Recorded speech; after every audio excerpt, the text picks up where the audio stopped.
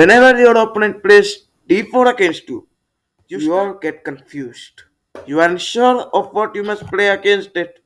So, don't worry, guys. In this video, I am going to share 8 best replies against d4.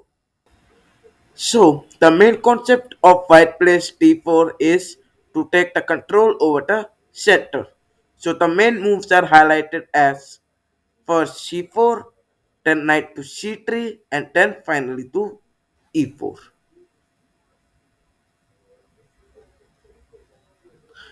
Now, here you can observe that the highlighted squares are under white control, and here you can observe that it creates a very difficult position for black to win against such games.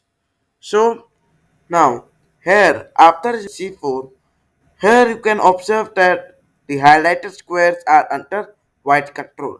And another advantage for white is queen has an open diagonal. Here we continue with knight to c3. Now the main motive comes to take the control over the center, and after white plays e4, you can observe these highlighted square are that the white control. So for avoiding such cases, we must prepare a strong opening against it. Here, after white continues with d4, what do you prefer to play against such cases? Many of you would be saying knight to f6 or d5. In this video, we would be covering d5 later.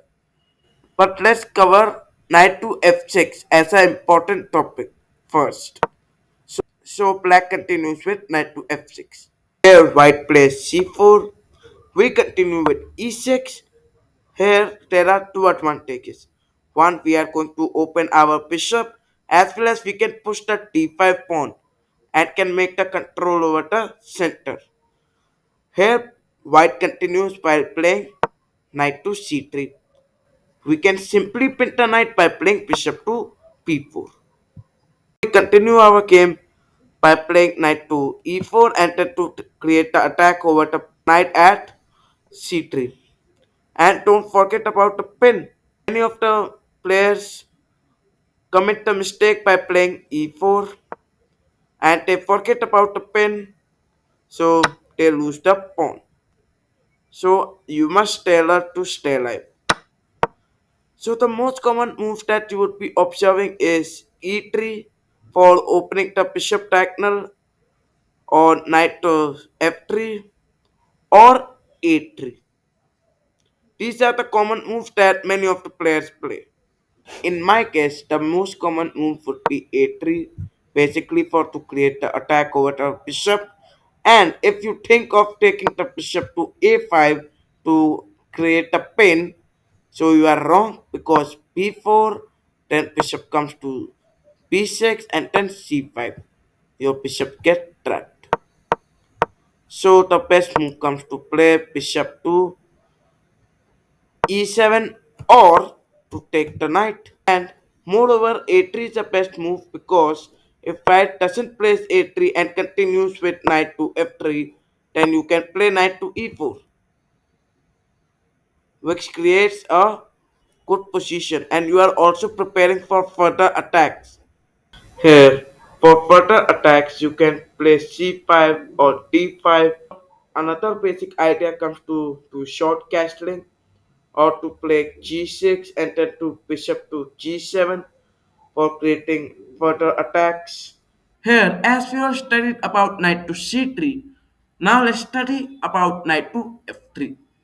So basically, you can observe that this position is quite closer to Queen's Indian defense, and the basic line that everyone play with black pieces is p6. So here you can observe that the advantage of playing p6 is to take out the bishop at bishop to b7 or a6. You can put anywhere these two squares. The advantages are playing bishop to b7 is that you can create the attack the long open diagonal, and you can also play bishop to a6 basically for putting pressure over the c4 pawn. Now Here you can play bishop to p4 and can create the pressure on these queenside pieces. And it is also a forcing move which may help in development of your bishop, and you can also castle. Coming back to our position, here we can continue our game with bishop to p4 check, except for playing this b6 pawn that we discussed earlier. And this is also known as another type of defense, that is Pogo Indian defense. So here white would be continuing its game with bishop to d2. Here we can consider playing queen to e7, basically for protecting the bishop, or we can continue our game by playing a5. Now let's discuss more options with d4. But wait, till the time, please like my video if you are enjoying this.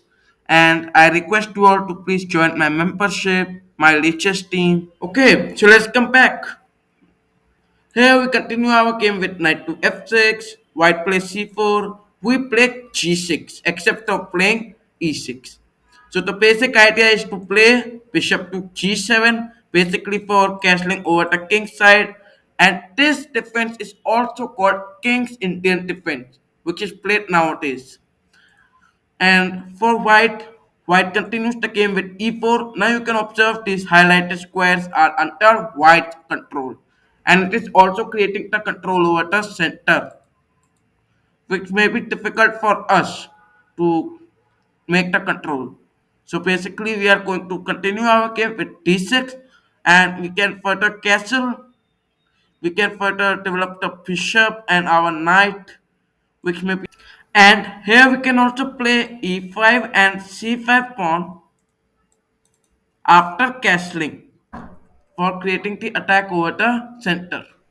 Okay, so let's discuss another opening with white, that is d4, knight to f6, c4, g6, knight to c3, and then d5, which is also called the Grunfeld defense, which many of the players play. But take the control over the center.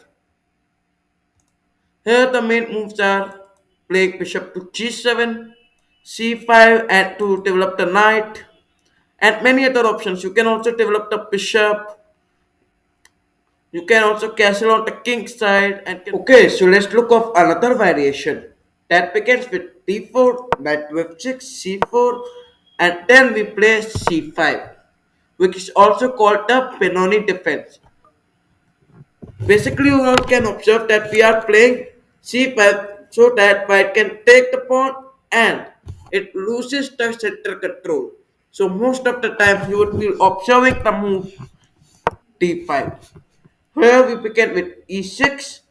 If white pushes the pawn, so we can play queen to b6 and can create the attack over the pawn. Here, most of the time white would be capturing the pawn, then we can also capture the pawn.